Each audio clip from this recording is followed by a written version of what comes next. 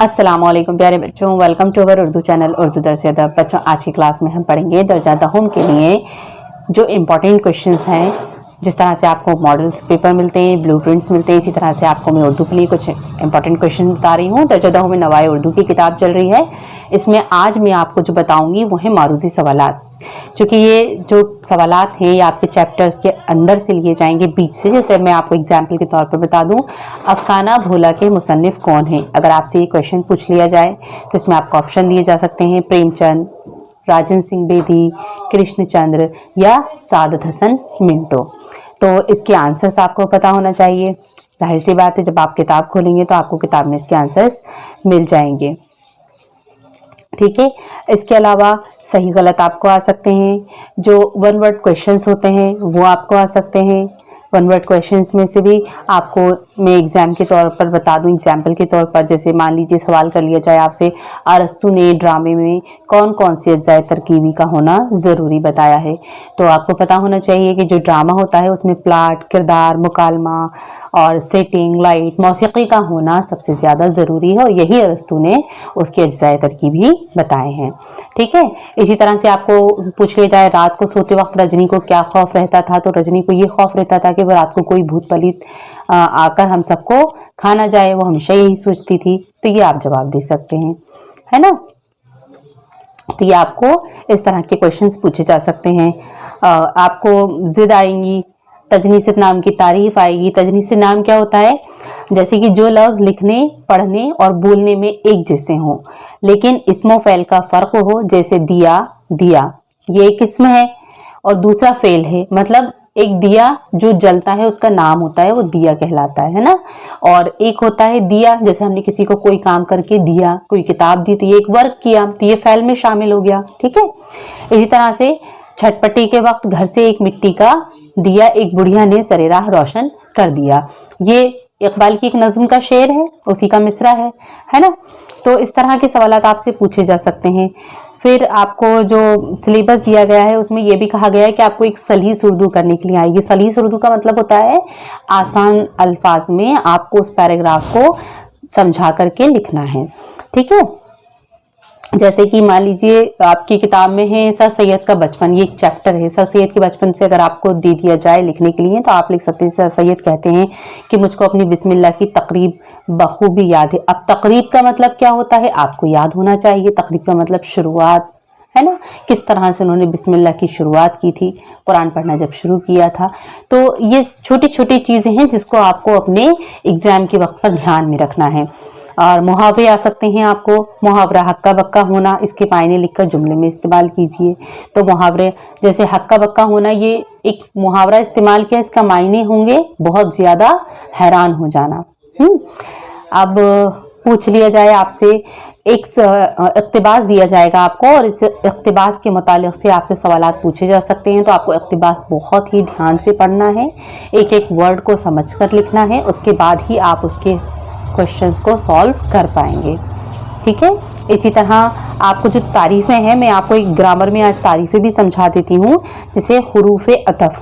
हुरूफ़ अतफ़ क्या होते हैं? दो कलमों या जुमलों को आपस में मिलाने वाले अल्फाज हुरूफ़ अतफ़ कहलाते हैं।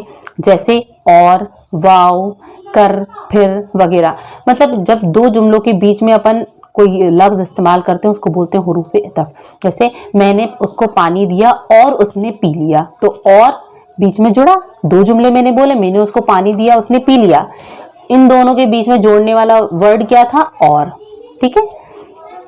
अब है हम मानी की तारीफ लिखिए, आपको एग्जाम में आ सकती है। तो हम मानी जो अल्फाज कई मायने दें, जिनको मुतरादिफ भी कहते हैं। हम मानी से मतलब क्या होता है? एक वर्ड के बहुत सारे वर्ड। जैसे कि हम लोग इंग्लिश में पढ़ते हैं सिनोनिम्स, और उसमें पढ़ते हैं हिंदी में पर्यायवाची, ऐसे ही उर्दू में ये होते हैं हम मानी, जिसको ठोस मतलब जो एकदम परफेक्ट उर्दू होती है उसमें बोलते हैं मुतरादिफ अल्फाज। ठीक है। तो खुर्शीद, सूरज, आफताब, ये तीनों अल्फाज एक हैं। सूरज को खुर्शीद भी कहते हैं, आफताब भी कहते हैं और शम्स भी कहते हैं। अरबी में शम्स होता है। इसी तरह चांद को माह कहते हैं, कमर कहते हैं, और पानी को आब कहते हैं। तो ये आपको जो हमारी अल्फाज हैं आपकी बुक्स में भी दिए गए हैं, आपको पता होना चाहिए और याद करना चाहिए। ठीक है, अब आती है तलमी की तारीफ। तलमी क्या होता है? तलमी जो है वो शेर के हिस्से से लिया गया है। कलाम में किसी मशहूर वाक़या या कोई मकाम या कोई रिवायत की तरफ इशारे को तलमी कहते हैं। यानी जब शायर कोई शेर कहता है उसमें कोई ख़ास वाक़े की तरफ वो इशारा कर दे, ऐसा ख़ास वाक़या जो बहुत पुराने ज़माने से याद किया जा रहा हो। ठीक है, तो वो तारीख़ी बन जाता है। और तारीख़ी होता है या मजहबी होता है या सियासी होता है, 3 मायनों में होता है। ठीक है, इसमें छोटे अल्फाज के पीछे बड़ा किस्सा होता है, जैसे कोहे तूर, इब्ने मरियम, नारे नमरूद, जाम जम वगैरह वगैरह। तो तलमी में जैसे कि आपके सिलेबस में है इब्ने मरियम हुआ करे कोई, मेरे दुख की दवा करे कोई। तो इस तरह की बहुत सारी तारीफ़ें बच्चों आपसे पूछी जा सकती हैं। इसी तरह से सिफत और ज़मीर की तारीफ़ भी है, वो भी आपसे पूछी जा सकती है। फ़ैल, ये सभी तारीफ़ें मैं आपको आपके नोट्स के ज़रिए सेंड कर चुकी हूँ। इसके अलावा मैं आपको इसी वीडियो के डिस्क्रिप्शन बॉक्स में इस इम्पॉर्टेंट क्वेश्चंस की एक PDF सेंड कर दूँगी। आप चाहें तो वहाँ से डाउनलोड कर सकते हैं और उसको देख करके पढ़ सकते हैं। ठीक है, लेकिन लेटेस्ट में आपको रोज़ में वीडियो सेंड करती रहूँगी। जैसे कि आज हम जो पढ़ रहे थे मारूज़ी सवालात के बारे में, तो मारूज़ी सवालात में मैंने आपको कुछ चुनिंदा क्वेश्चंस बताए थे।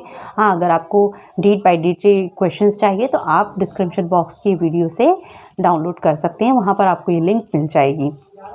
ठीक है, और जो ग्रामर का जो पोर्शन है, ग्रामर के पोर्शन में आपको जो दरख्वास्त आएगी वो है फ़ीस माफ़ी के लिए दरख्वास्त और TC के लिए दरख्वास्त है। आप TC निकलवाने के लिए दरख्वास्त लिखेंगे। तो जैसे TC निकलवाने के लिए अगर आपको दरख्वास्त लिखना है तो मैटर क्या होना चाहिए कि आपके जो वालिद हैं उनका ट्रांसफ़र या तबादला, उर्दू में कहते हैं इसको तबादला, तो उनका तबादला आपके शहर से किसी दूसरे शहर में हुआ है। मान लीजिए इंदौर में हो गया है सीहोर से। ठीक है, तो मैं वहीं जाकर अपनी पढ़ाई मुकम्मल करूँगा, तो बराहे मेहरबानी मेरी TC इनायत फरमाएं। बस छोटा सा एक आपको सब्जेक्ट लिखना है, यही सब्जेक्ट से आपकी पूरी एप्लीकेशन कंप्लीट होती है। आपको शुरू की जो 3 लाइन्स होती हैं उन 3 लाइन्स में आपको सिर्फ क्या लिखना है, बख़िदमत जनाब मोहतरमा सीनियर सेकेंडरी स्कूल, या आपका जिस स्कूल का नाम है वो आप दे दें, या आपको जो एग्ज़ाम के पेपर में स्कूल का नाम दिया जाए आपको वो मेंशन करना होगा। ठीक है, तो आपका स्कूल का नाम the Oxford high secondary school है तो आप ये नाम दीजिएगा और एड्रेस में आप सीहोर डालिएगा। उसके बाद आप आदाब अर्ज़ कीजिए और फिर ये अर्ज़ गुजारिश ये है कि मैं आपके स्कूल में दर्जा दहम का तालिब इल्म हूँ और मेरे वालिद का तबादला इंदौर हो गया है, तो मैं वहीं जाकर अपनी पढ़ाई मुकम्मल करना चाहता हूँ। और फिर एक लाइन छोड़ के बराए मेहरबानी आप मुझे अपनी TC इनायत फरमाएँ। शुक्रिया करके आपका फर्माबरदार शागिर्द, जो भी आपका नाम है वो आप मेंशन कर दीजिए। ठीक है बच्चों, इसके अलावा आपको जो ऐसे आएगा, ऐसे आपके लिए बहुत सारे टॉपिक्स हैं जैसे तालीम निस्वां, औरतों की तालीम पर। इसके अलावा कुतुब बीनी और कंप्यूटर साइंस, तो जिसमें बहुत इंपॉर्टेंट है। आप चाहें तो साइंस का इसे याद कर लीजिए। और साथ ही साथ आप अगर इसे ऐसा रखना चाहते हैं कि आपको एक और टॉपिक पर याद हो, तो आप उसके लिए कंप्यूटर या माहौल की आलूदगी याद कर सकते हैं। माहौल की आलूदगी बहुत आता है, एग्जाम्स में अक्सर पूछा जाता है। ठीक है बच्चों, तो इस तरह से ये आप अपना इंपॉर्टेंट क्वेश्चंस के जो नोट्स हैं वो तैयार कर सकते हैं। आपको इसकी वीडियो के डिस्क्रिप्शन बॉक्स में जो नोट्स मिलेंगे वो आप अपने पास में डाउनलोड कर लीजिएगा और उसी से आप अपनी पढ़ाई शुरू कर सकते हैं, ताकि आपको एग्ज़ाम में कोई भी परेशानी ना आए। ठीक है, मैं आपको ऐसे ही आगे और वीडियो सेंड करती रहूँगी। आप मुझको इजाज़त दीजिए। आदाब।